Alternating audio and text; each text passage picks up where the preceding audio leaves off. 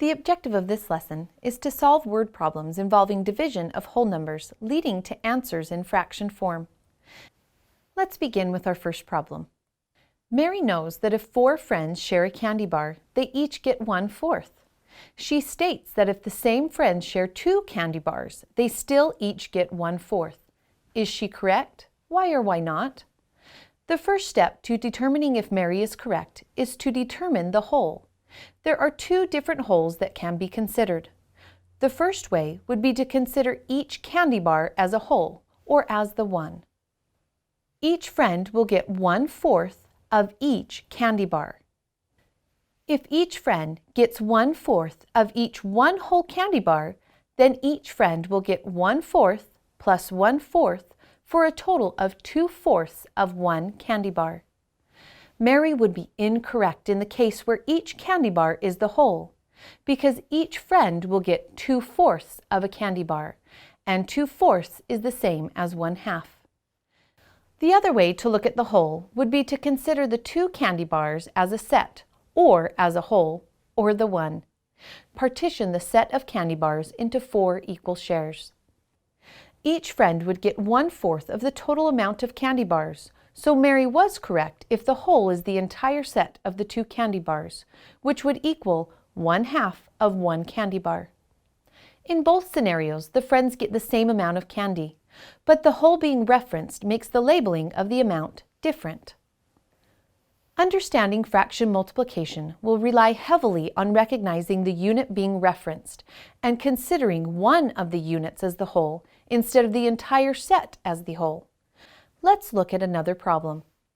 Share 3 of the very same candy bars evenly with 4 people. How much does one person get?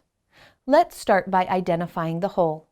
The set of 3 candy bars could be the whole, or a single candy bar could be the whole. Let's use one candy bar as a whole. The whole is represented in the model as one single rectangle. What is one person's share? In order to find what each person gets of one candy bar, the rectangles must be divided into equal shares. Divide each rectangle, or each candy bar, into fourths. Next, share each candy bar with each of the 4 friends. One person's share is marked with 1s, 2s, 3s, or 4s. So one person's share is then one set of matching numbers, all 1s, all the 2s, all the 3s, or all the 4s. In the model, it is clear to see that each friend gets 3 sections out of the 12 total sections. In order to model the amount of one candy bar each person gets, we can rearrange the set of numbers by grouping all the 1s, 2s, 3s, and 4s together. Now it is clear that each friend gets 3 out of the 4 sections of one candy bar. Each person gets 3/4 of a candy bar. What is an equation that could represent this problem? There were 3 candy bars shared equally or divided equally among 4 people. This would be written as 3 divided by 4 equals 3/4 of a candy bar.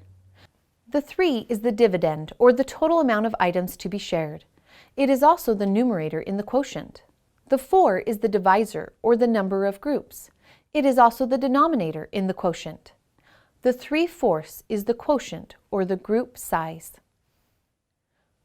We can use a recording sheet, like this one, to record our findings. 3 was the number of things, 4 was the amount shared with, 3/4 was one share, and the division equation was 3 divided by 4 equals 3/4. Let's solve one more problem using the recording sheet. Share 2 pies evenly with 3 people. How much pie does each person get? The number of things is 2 pies. Record a 2 in the first column. The amount shared with is 3 people. Place a 3 in the second column. One share is written as a fraction with the number of things, 2, over the number shared with, 3. One share is 2/3 of a pie. The division equation is 2 pies shared with or divided by 3 people equals 2/3. The objective for this lesson was to solve word problems involving division of whole numbers, leading to answers in fraction form. We met this objective by using models as well as fraction quotient recording table to solve division problems. We stress the importance of identifying the whole in real-world division problems.